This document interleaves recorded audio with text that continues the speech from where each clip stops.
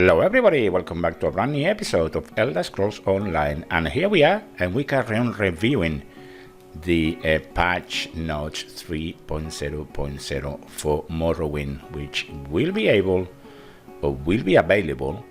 on the 6th of June 2017. And we left it here on the new playable class. We carry on reviewing all these notes, and today we are going to talk about the Warden. Now, this new class has make ESO community to hit the roof for whatever reason, and in the last few days people has been very anxious about this new class, mainly because people think that the Warden is going to be a OP class, as we call it in this community, but at the same time people think that the rest of the classes that are available now and playable are going to be nerfed. Basically what the Warden is going to be a support class. It's going to be able to provide assistance to others, okay, and that is going to entail tanking, a bit of heal, or you can actually deal damage. And occasionally this can happen at the same time. So if you want to do a bit of everything, this class is for you. How it's going to work, not too sure, because at the moment basically we have a set of 4 tank, healer and 2 DPS. You will have a support class now which will do a bit of tanking, healing and DPS, but that could break the balance, I believe. So I don't know how that is going to go, but it is what it is, guys. That's what this Bethesda is throwing at us, okay? So to give you an example, one of the ultimates that this Warden is going to have is called Wild Guardian, and whenever you play you will notice that the Warden summons the war bear, which we can see on the clips that was released for Morrowind. Now, what they're trying to do is to work in very natural motions, and when casting Healing Seed, which is going to be a healing spell, some plants will appear, and they will sprout at random from the earth, just as it happens in the real world. That could be interesting, this new graphics, and I think it's going to be really cool, the effects that they are going to give to the class, okay? That's my personal opinion though, but as I said, the complexity of the class is going to be something to be seen, and obviously everyone willing to play this class is going to have to learn the new dynamics of the game completely. It's going to be, I believe, a new different game. So the Warden also focus in creative ways to benefit group members, okay, regardless of their primary skill line or role. That's what I was saying earlier on about having a tank, a healer and 2 DPS. For example, Frost Cloaks, which is one of the spells, give you and nearby allies major ward and major resolve, and that can be a quite serious path to the party's defense. And of course you're going to have to be able to do enchanted growth as well, which grants everyone in the party minor intellect and minor endurance, increasing both magicka and stamina regeneration. So unless it's balanced properly, I believe that this Warden, yes, it could be absolutely overpowered, or it's going to be an absolute chaos if it's not balanced properly. But as it sounds at the moment, it definitely could be a huge benefit to a group, okay? The Wardens have 3 skill lines as well, which these 3 skill lines change the way it's going to work as well. I'm not going to get into detail in how actually works, but to give you a really quick idea how it works, you will have 3 skill lines. One will be Animal Companions, and that's going to be for DPS. Another one is going to be Green Balance, and that will be for healing. And then you have a Winter's Embrace, and that will be for tanking. Okay, so apparently it's going to be playable for new players and players that have experience in the game. So I don't know, guys. You tell me, let me know how many of you will play this class as soon as it's released. I personally am not going to play it simply because it's not my play style, but it could be very, very interesting class to play if it's properly balanced. Okay, and that is what we have from a new playable class, the Warden. So basically you can actually DPS, tank and heal.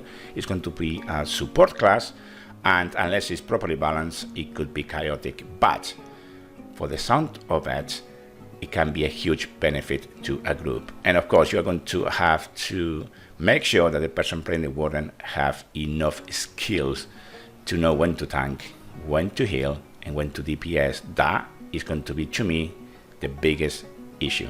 But there you go, it is what it is, guys. New playable class, the Warden. So we leave it there. PvP Battlegrounds, well, they done a lot in here. Now, or well, not now, but whenever it's released, we will be able to queue solo or with a group of 2, 3, or 4 players into a battleground. Now, large groups cannot queue for battlegrounds. They have to be clear. They have made 3 new maps for Yoda Quarry, Altkarak, and Ulara, and what changed, apart of the physical look of it, is the size of the battleground. That's the main difference between them. For Yoda Quarry is an open field battleground, whilst Altkarak is much smaller with tight spaces to move on. Okay, one of the 3 game modes stated above is going to actually be chosen at random. I don't know about this. So you're going to have 3 teams for every single match. That worries me, guys, because to begin with, it's going to be plenty of people playing this game. I can guarantee you that you're not going to be 2 seconds on the queue and you will be able to get there. But what is going to happen on the long term when people get fed up of doing PvP could be that the queues will be huge in terms of waiting. That is what I'm sensing from what Bethesda is saying about this PvP. So you're going to have 3 game modes: Team Deathmatch, get points for killing other players' characters, as simple as that. Capture the flag, we've seen this a million times in different games, but there you go, it is what it is. And domination, land grab at its purest. There are 4 capture points to battle over 2 earn points. Simple as that. So there are 3 teams, and you will be assigned to, when in a battleground, you have these 3 teams are Pit Demons, Stormlords, or Fire Drakes. Okay, and they are represented by different colors: green, purple, and orange, respectively. Okay, so Pit Demons are going to be green, Stormlords purple, and Fire Drakes orange. Okay, battleground matches last a maximum of 15 minutes, but obviously it can be shortened if the game, of course, finish quicker, scoring a maximum of 500 points. Okay, when a battleground ends, you will earn rewards based on whether your team came first, second, or third. So I guess the better you position within the 3 teams, the better the reward will be. And these rewards include items, gold, and XP, and of course alliance points. Okay, now during a battleground, you will earn medals, which are granted based on your actions to progress your team towards victory specific to each game mode. So medals influence the quality of reward you will receive at the end of the match.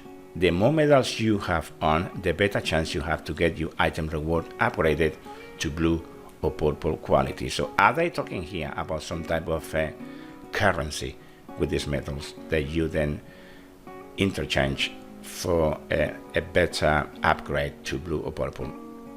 Sounds like it. Sounds like it. Let me know what you think, guys.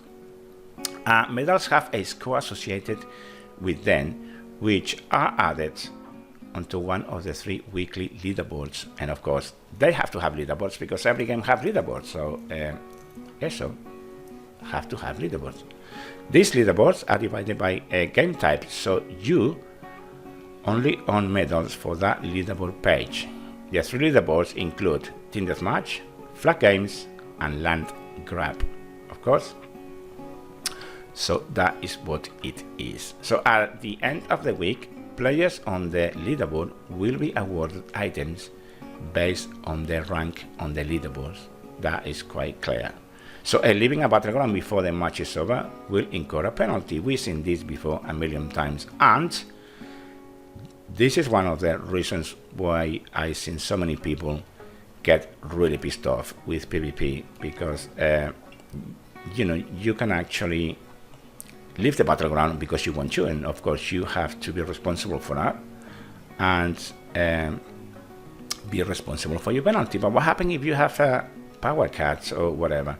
So this is the actual penalties. This is currently set to block you from queuing for another battleground for 20 minutes, as well as suppress any AP on events. So all battlegrounds currently restrict champion points, and you can pick up daily quests for battlegrounds. This reminds me to World of Warcraft a lot, and I don't like the sound of it. In one of the 2 locations from a Battlemaster, the Gladiators' quarters near Vivek City, or at the entrance for each battleground. I don't know, guys. This PvP mechanism, not too sure about it, unless I'm missing something, of course. Keep in mind that I am not an expert on Elder Scrolls Online. I definitely hate PvP and don't have a clue about it. But I've been in many MMOs, RPGs, and nearly all of them have PvP. And unless this is something very special, I can't see how this is going to work. Let me know your thoughts, guys. Be respectful. Constructive criticism is very good. Let me know what you think. Let me know if you will be able to play the Warden straight away, if you're going to be able to queue for these PvP groups 3 at the time. And as I said, I think the long term is going to be painful. But there you go. It is what it is. So please leave me a comment, subscribe, and like, and I will see you in the next episode. Until then, take care.